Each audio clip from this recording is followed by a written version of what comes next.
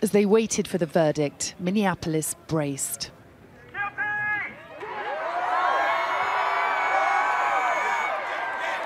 The tents there exploding with emotion. People breaking down. They did it. Justice for George Floyd. And a ruling that told black citizens they matter.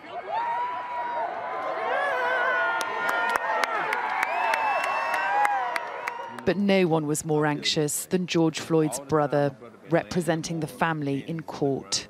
I can get sleep now. I paced back and forth before I even went into the courtroom. And I sat in one spot in the corner, the same spot by the trash can I always sat at, and I prayed. And I prayed for like 30 minutes.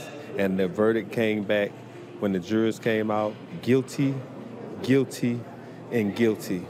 And I just couldn't believe it, because African-American people, we never get justice. We feel like it's just us. People spilled into the streets, drivers stopping their cars to join the celebrations. Yes. Justice. George Floyd's girlfriend came to see the history made from her immense loss.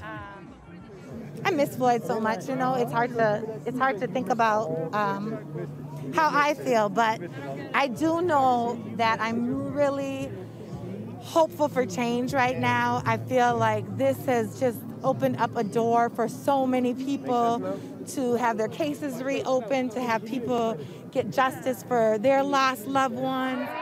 This ruling has given a community still hurting some much-needed hope.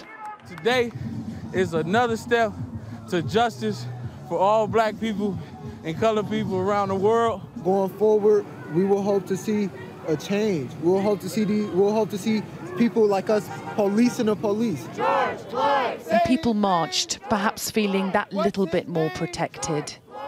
This guilty verdict is an important step towards healing for this community, but it's also a verdict of what society will and won't accept. It's how change happens. It's a moment owned by a community who fought for the justice they were owed. Sally Lockwood, Sky News, Minneapolis.